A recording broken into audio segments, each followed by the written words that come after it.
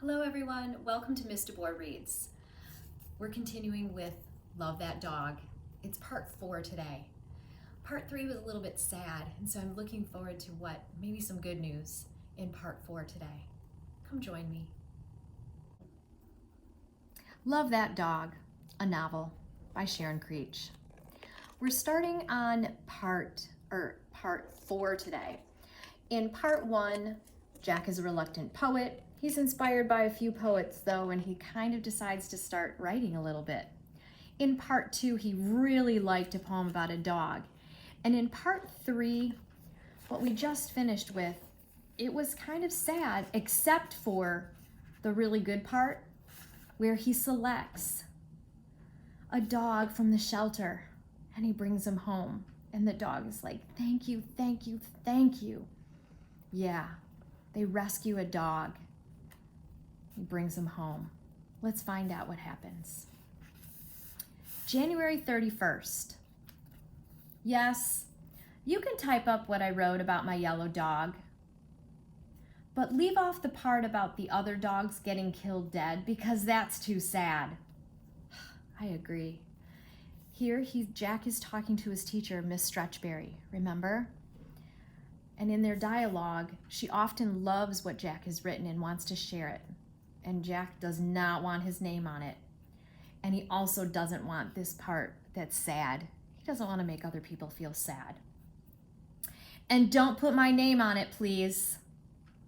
And maybe it would look good on yellow paper. And maybe the title should be, You Come Too. Remember how he didn't really even understand The Pasture by Robert Frost? That was inviting, you come too, and yet he realizes how wonderful that is. And he invited a yellow dog into his home, and he said, you come too. I'm even wondering if that's why the cover of this book is yellow. Yellow seems to be important. You come too. February 7. Yes, it looks good on yellow paper, but you forgot, again, to leave more space between the lines like I did when I wrote it. That's okay though. Jack has some definite ideas about how he wants his poems typed up. February 15. I like that poem we read today about street music in the city. I'm going to share that with you before we go on so you know a little bit about it.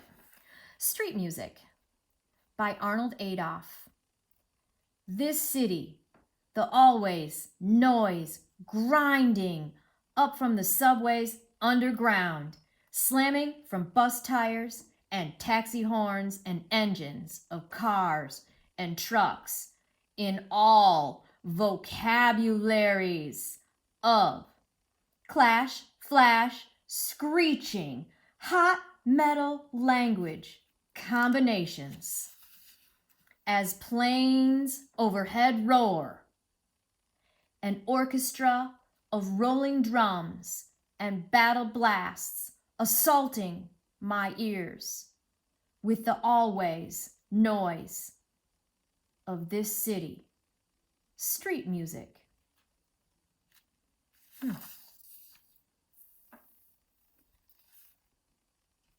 My street is not in the middle of the city, so it doesn't have that loud music of horns and trucks, clash, flash, screech.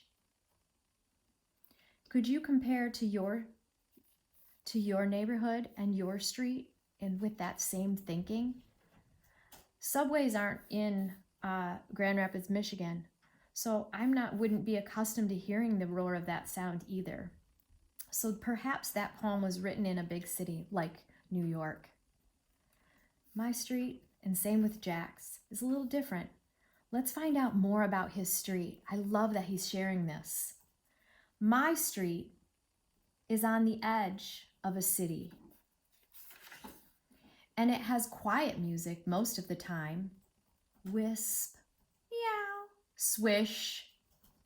My street is a thin one with houses on both sides and my house is the white one with the red door. Do you have a picture of this? A thin street, houses on both sides, kind of packed in, and we know his house is white with a red door. There's not too much traffic on my street, not like in the middle of a city. We play in the yards and sometimes in the street, but only if a grown-up or the big kids are out there too. And they will shout, "Car!" if they see a car coming down our street. At both ends of our street are yellow signs that say, "Caution! Children at play!"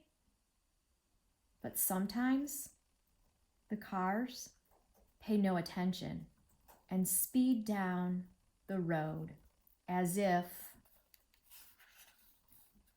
they are in a big hurry with many miles to go before they sleep. Is this like your street? Maybe yours is a little wider, but is it quiet like that? Do you play in the yards? And maybe sometimes in the street? I know Connor and Lindsay used to play street hockey. We would kind of block off a cul-de-sac and let them play, and all the cars knew, you can't drive in there right now because children are at play. Yeah, I get a really good visual of what's happening in the story as I read this part, and it reminds me a lot of the neighborhood I used to live in. But there's somebody in a big hurry with miles to go that didn't heed the caution sign and sped down the road. That made me worry. I wonder what's going to happen next. Love that dog.